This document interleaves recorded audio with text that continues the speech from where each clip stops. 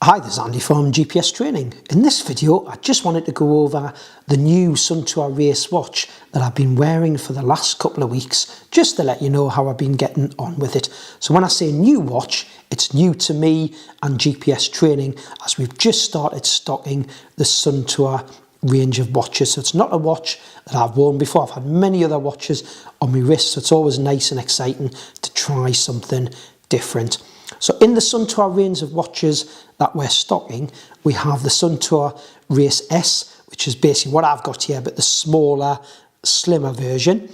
I've got the Race watch here, and we also have the Vertical watch, which is the watch that has the solar panel and a MIP screen rather than the nice bright vibrant AMOLED screen. Some people prefer that MIP screen when they're out in the outdoors, and it is a sort of personal choice. I've really liked using the bright AMOLED screen on this watch. So this one is the Race steel watch. So it's the one with the steel bezel rather than the titanium, which I think is amazing value for £345, considering it still has a sapphire glass screen. If you did go for the titanium model, it's just giving you a lighter watch. This one comes in at 83 grams, which I haven't found a heavy watch the last few weeks of wearing, but the titanium bezel does reduce the weight to 69 grams. But both of the Race watches, titanium or steel, have the sapphire screen.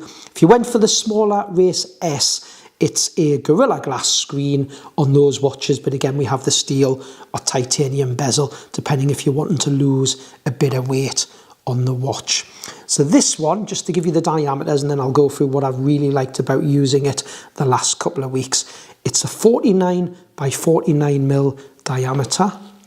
13.3 millimeters is the thickness, and as I mentioned, it weighs 83 grams and has a sapphire crystal screen, and it's a 1.4 inch on the display with a resolution of 466 by 466 pixels.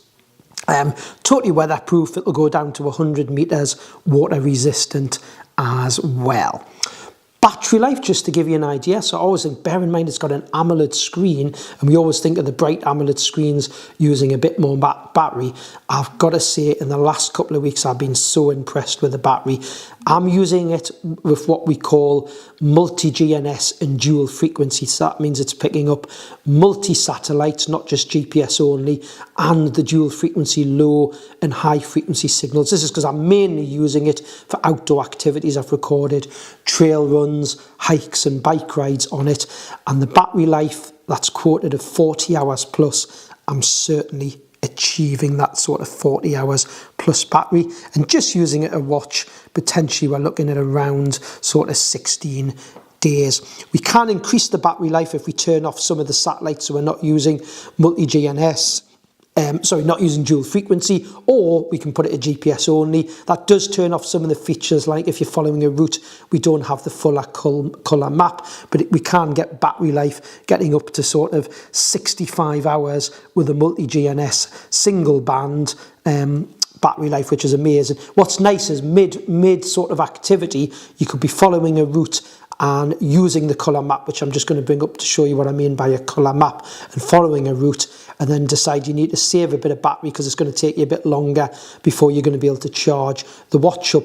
Mid-route, you can actually go into a setting and change it. So all you're doing is turning off the colour map and not picking up say the dual frequency, but you still have a route line to follow, just not the colour detailed map, and then it'll save battery. And then at any time during that activity you're recording, you can quickly go in with a couple of button presses and put it back to the full mode.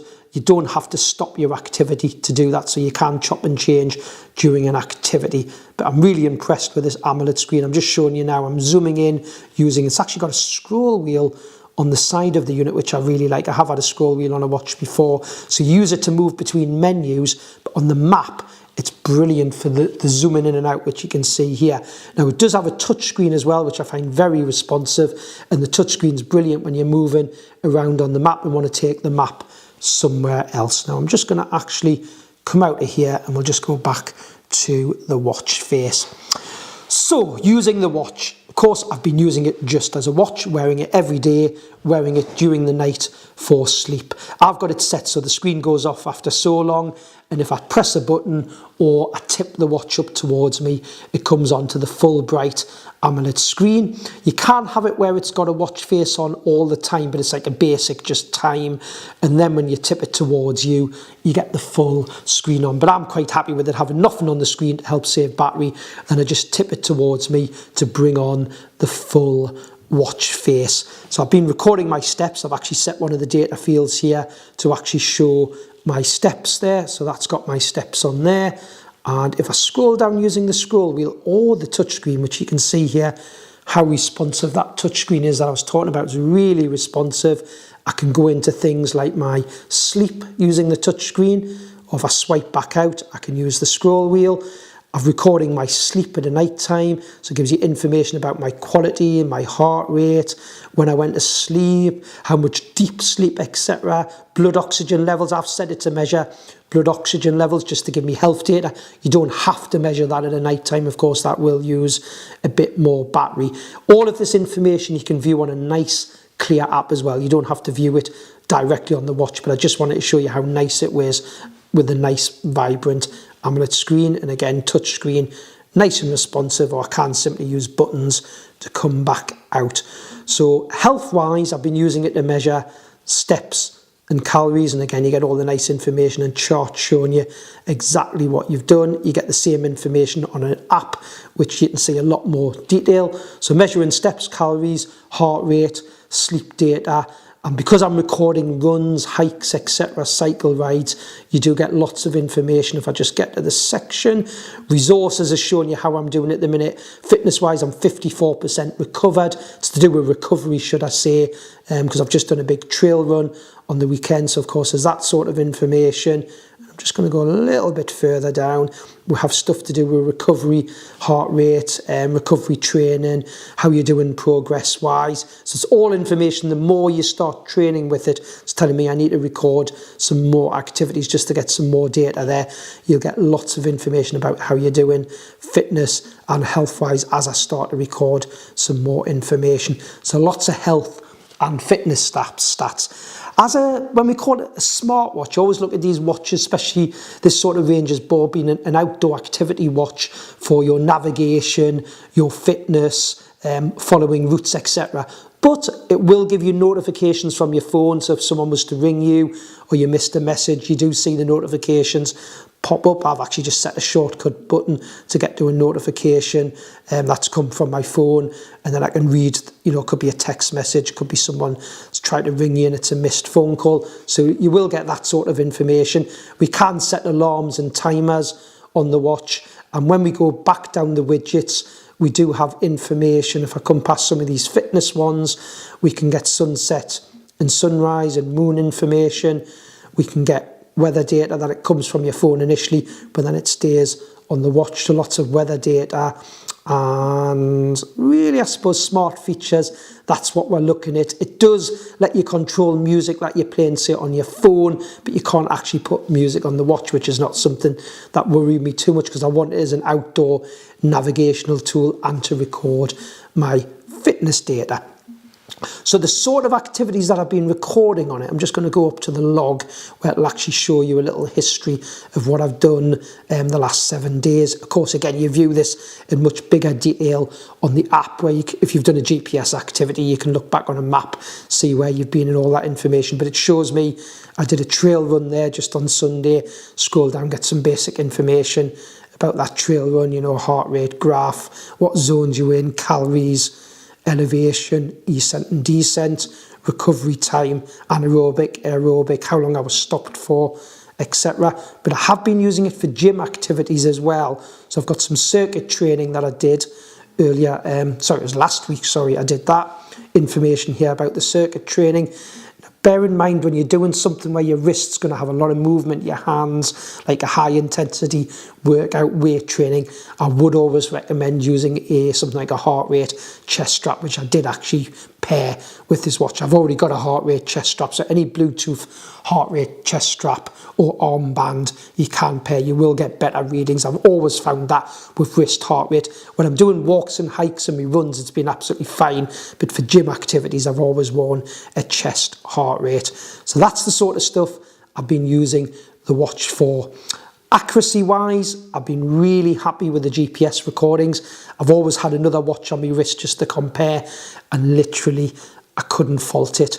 It's been down to the last couple of 100 feet on me 11-mile one that we did on Sunday. I actually did go off course a little bit, which was my own fault. The watch did actually notify me that I'd made a wrong turn, that we'd went off course when we got 300 feet away from where we should have been. So it was great to use the watch for that. It was just my fault for not concentrating. There was a turn alert came on, and for some reason I just ignored it. I think I was too busy talking to the person I was running with, but I have been very happy with that accuracy. I mentioned the battery life, it's been great. I'm definitely going to achieve that sort of 40 hours battery with the multi-GNSS and the dual frequency. But I'm just going to give you an idea, because one of the features I always want on a watch is that nice navigational experience, and I'll just show you what it's like again with a route loaded, because I don't think I've shown you that yet. I just brought up the map quickly.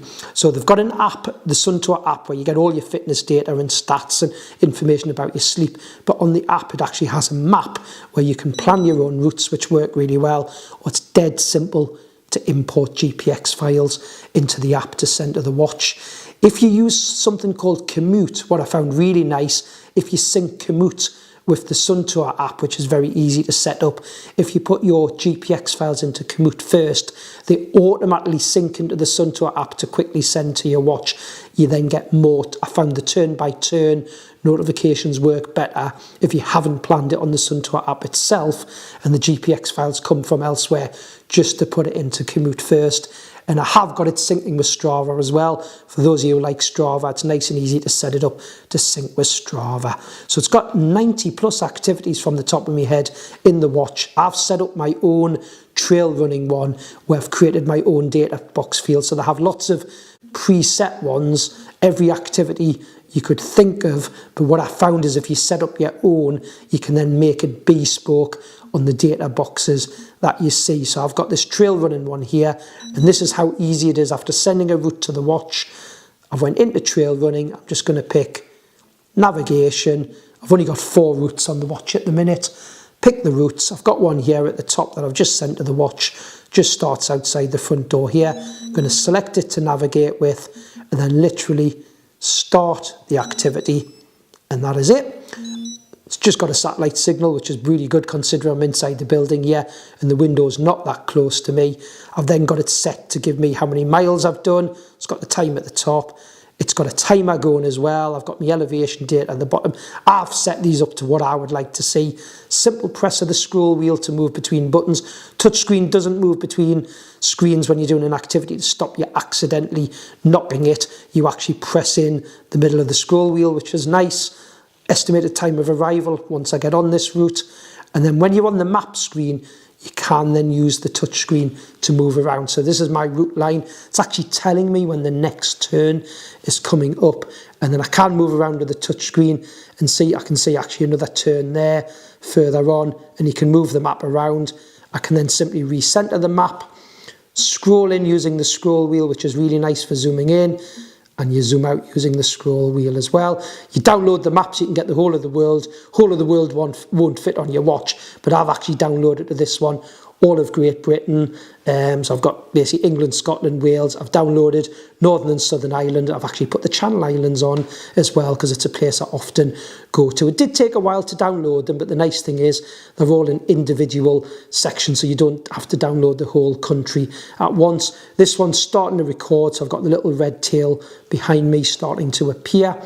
You can at any time ask the watch to take you back to the start, and you can follow your breadcrumb trail back to the start, which is nice. What you can do as well, which is really nice, from the map page, I can get my location up and it gives you a grid reference of where I currently am.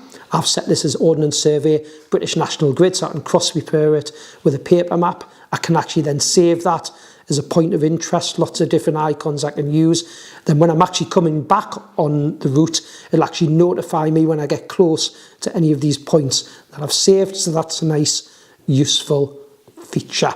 So I'm just going to come back off the map there, And then again, I can just move between my different boxes. This is a nice one I really like as well. The elevation graph shows my complete ascent and descent that's coming up on the whole of the route. But if I actually go on to here, sorry, I'll just go back a step. That was me going too far. If I use the scroll wheel, whatever one I'm currently on, if I'm on a climb, an ascent or a descent, I can use the scroll wheel to say zoom in on what I'm doing at the moment. This is just a flat one. It's the next one's a downhill coming up.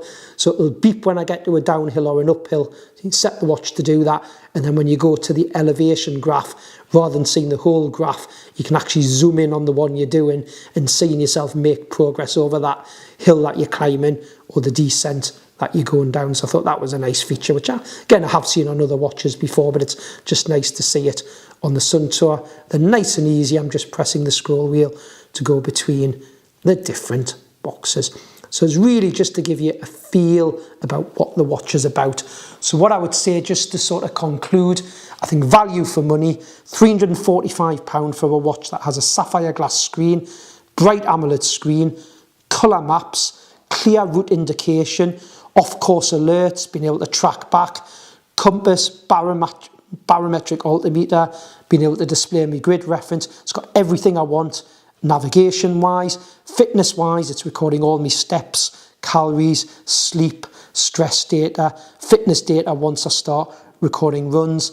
And there's a smart features. All I want to do is see notifications from my phone if someone's ringing me so I don't miss a call. I can get some weather data on the watch as well. So I think great value, £345. This is the race steel. If you want it slightly lighter, we've got the titanium one that comes in a lighter weight. And we also have the race S, which is the slimmer, smaller version if you're needing a slightly smaller watch. But again, with all these great features.